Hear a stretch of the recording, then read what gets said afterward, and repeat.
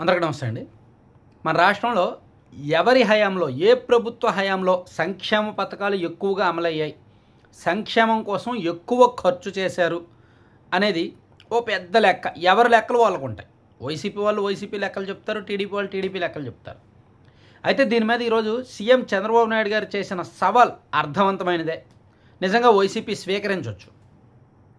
చంద్రబాబు నాయుడు గారు ఈరోజు రాజంపేటలో పేదలకు సేవలు అంటే పింఛన్ల పంపిణీ కార్యక్రమంలో పాల్గొని వైసీపీలోని 11 మంది ఎమ్మెల్యేలకు ఇంక్లూడింగ్ ఆ పార్టీ అధినేత జగన్మోహన్ రెడ్డి గారితో సహా వాళ్ళందరికీ ఒక సవాల్ చేశారు.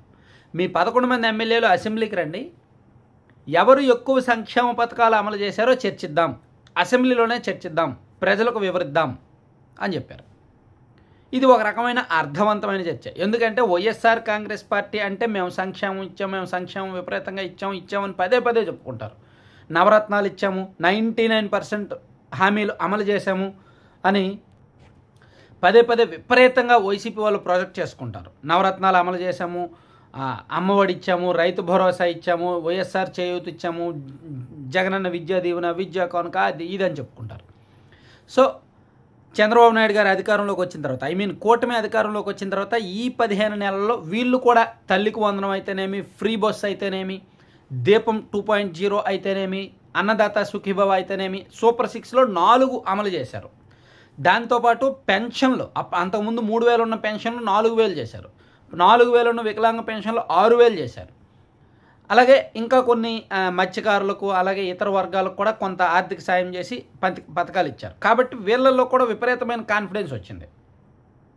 సో నిజానికి అసెంబ్లీకి వెళ్ళి లెక్కేస్తే ఎవరి హయాంలో ఎంత, నిజానికి నాకు తెలిసినంత వరకు జగన్మోహన్ రెడ్డి గారు ఎన్నికలకు ముందు పదే పదే చెప్పిన మాట ఏంటంటే 2,70,000 కోట్లు మేము డీబీటీ రూపంలో ప్రజలకు పంచిపెట్టాము.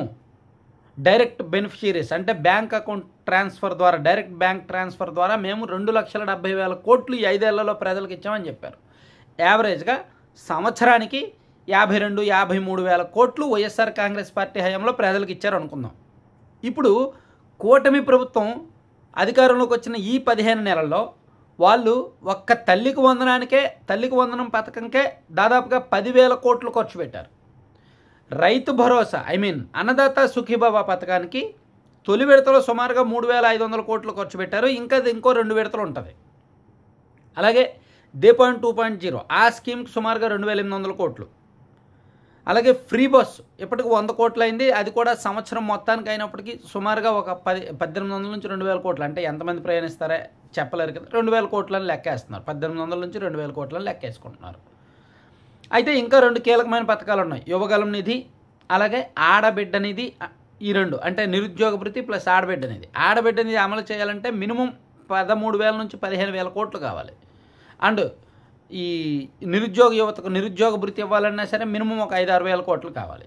అంటే వీళ్ళు నిజానికి ఎన్నికలకు ముందు కూటమి వాళ్ళు ఇచ్చిన మేనిఫెస్టో సూపర్ 6తో సహా మేనిఫెస్టోలో ఇచ్చిన హామీలన్నీ అమలు చేయాలంటే సంవత్సరానికి 75,000 కోట్లు కావాలి. 75,000 నుంచి 80,000 కోట్లు కావాలి.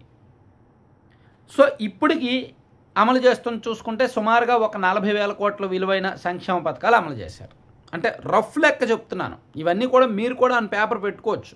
నేనేంటంటే ఒక అనలైటికల్, నేను డేటా ప్రజెంట్ చేయట్లా, అనాలిసిస్ చేస్తున్నాను. అనాలిసిస్ మీన్స్ డేటా కాదు, రఫ్ సమాచారం, అటు ఇటుగా సమాచారం చెప్తే చాలు. సో వైఎస్ఆర్ కాంగ్రెస్ పార్టీ వాళ్ళేమో 5 ఏళ్లలో ఇచ్చిన సంక్షేమ పథకాలు వైసీపీ చెప్పిన లెక్కల్లో 2,70,000 కోట్లు వాళ్ళు చెప్పిన లెక్కల్లో.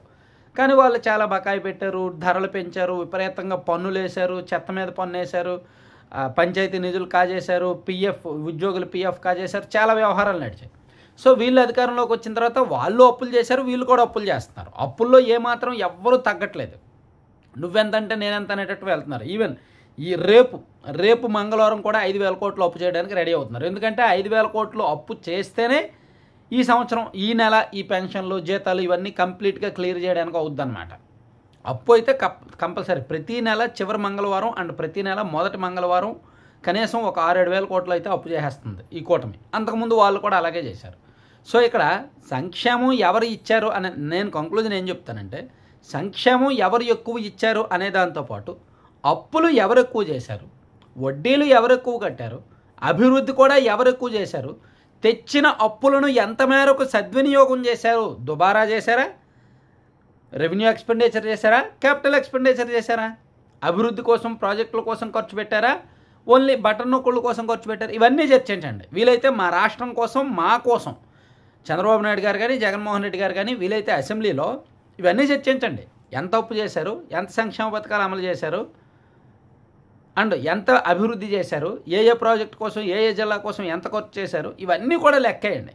వీలైతే ఆ 5 ఏళ్ళు ప్లస్ ఇప్పుడు ఇదంతా శ్వేతపత్రం కూడా రిలీజ్ చేయండి. మాలాంటి వాళ్ళకి కొంచెం సమాచారం దొరుకుద్ది అన్నమాట. ఎందుకంటే అప్పుల విషయంలో రహస్యాలు, గోప్యత పాటిస్తుంది కూటమి ప్రభుత్వం. ఈవెన్ గత ప్రభుత్వం కూడా అలాగే గోప్యత పాటించారు. ఎప్పుడు ఏది తాకట్టు పెట్టి అప్పులు తెస్తున్నారో తెలియట్లా.